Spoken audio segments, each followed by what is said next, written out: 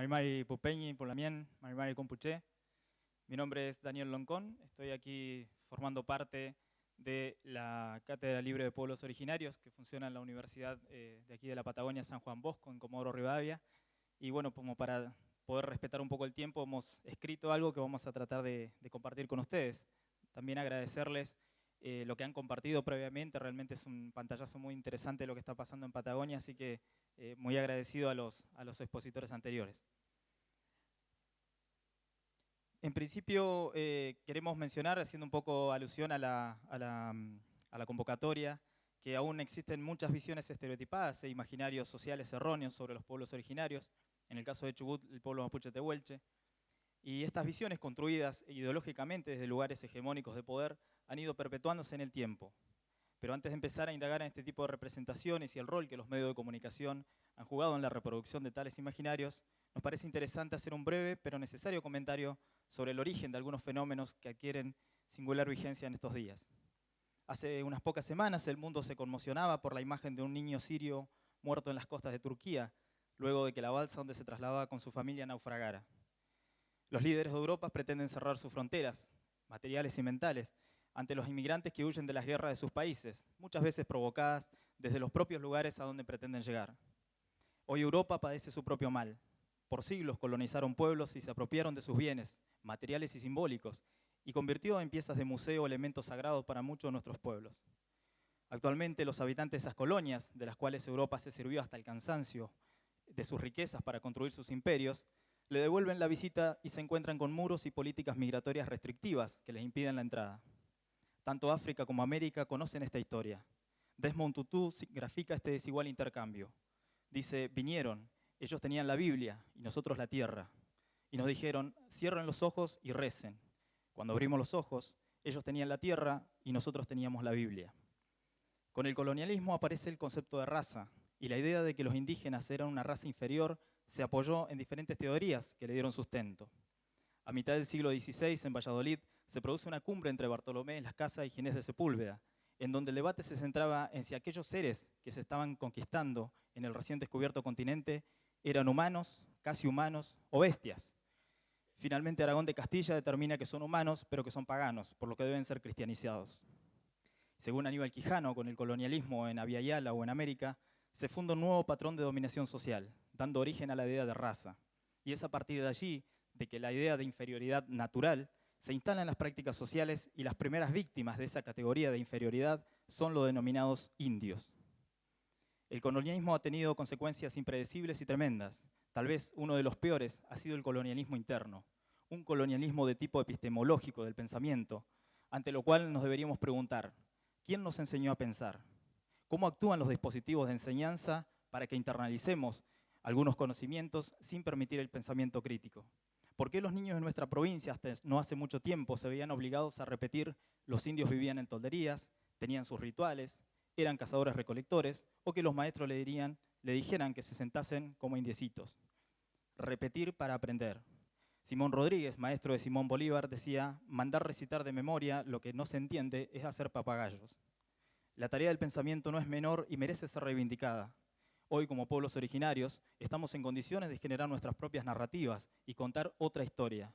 Una historia que hable de nosotros y no de lo que otros interpretan sobre nosotros. Sabido es que el Estado argentino se ha construido negando la herencia indígena y afrodescendiente. Esto guarda relación con el tipo de país que se quería construir, un país blanco y católico. En cuanto a los pueblos originarios y afrodescendientes, esto se tradujo en discursos y prácticas que pretendieron una desaparición física en principio y un proceso de invisibilización posterior. También, para ir acortando, digamos, la vinculación que ha tenido el Estado con los pueblos originarios, se podría destacar en tres momentos: la negación, la sujeción y posterior apropiación de los territorios. Y también en esta clasificación social el indio fue catalogado como incivilizable, a diferencia del gaucho, quien era bárbaro pero se podía civilizar. Además está decir que la única ciudadanía civilizada eran los descendientes europeos. Y en este contexto surgen diferentes teorías y discursos que daban sustento a las prácticas que se ejercían sobre los indígenas. Luego de la denominada campaña del desierto, se gestó desde el poder hegemónico la visión del indígena como vago, delincuente, ladrón, mentiroso, sin educación, entre otros.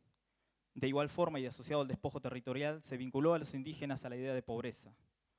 Estas representaciones sociales e imaginarios en torno al indio perduran hasta nuestros días, por lo que cabe preguntarse cómo se generan esas ideas y por qué se mantienen en el tiempo.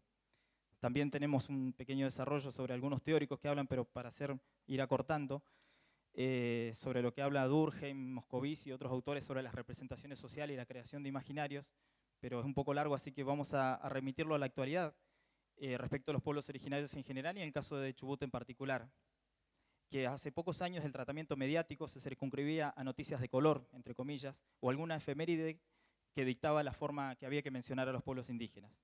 Por aquel entonces era muy común leer o escuchar que había fallecido el último cacique, la última ona, el último hablante de la lengua.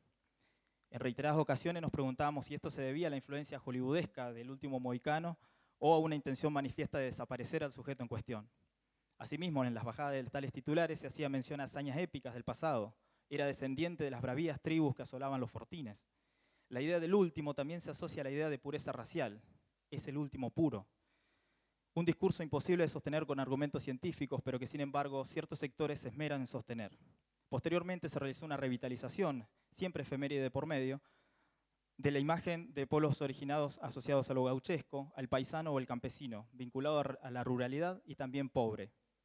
Actualmente, asociado al proceso de reivindicación territorial y de reafirmación de derechos de los miembros de comunidades indígenas, el que en otro tiempo era un paisano noble y confianzudo, pasó a ser, como en la época de los malones, el indio peligroso, que reclamas derecho que no tienes porque es chileno, y hasta terrorista, como lo quiso señalar recientemente un fiscal de Esquel y que miembros de la propia corporación judicial echaron por tierra.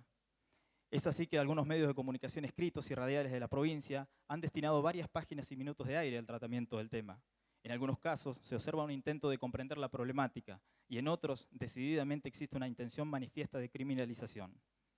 Es interesante de ver cómo ciertos grupos llamados minorías reclaman y pugnan por tener visibilización en el escenario social.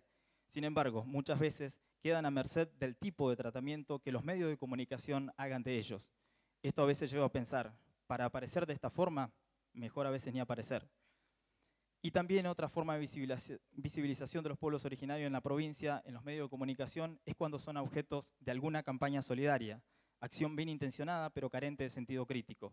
Algo tan común en estos tiempos de contradicción, en donde nos estremece los efectos de la crisis migratoria europea, que vemos por televisión, pero somos incapaces de comprender la migración de países limítrofes como Bolivia, Perú o Paraguay, y que los acusamos de que vienen a robarnos el trabajo y traen la violencia. Los conceptos, ya vamos terminando, para que no caigan en vaciamientos deberían ser resignificados. Para eso hemos planteado alguna serie de propuestas. En principio, avanzar en una especie de descolonización ideológica, como se podría llamar, y epistemológica del pensamiento, para que nos permita ver, pensar, reflexionar y apropiarnos de la realidad desde nuestros propios lugares. Los medios de comunicación pueden ser unos excelentes aliados, si se lo proponen.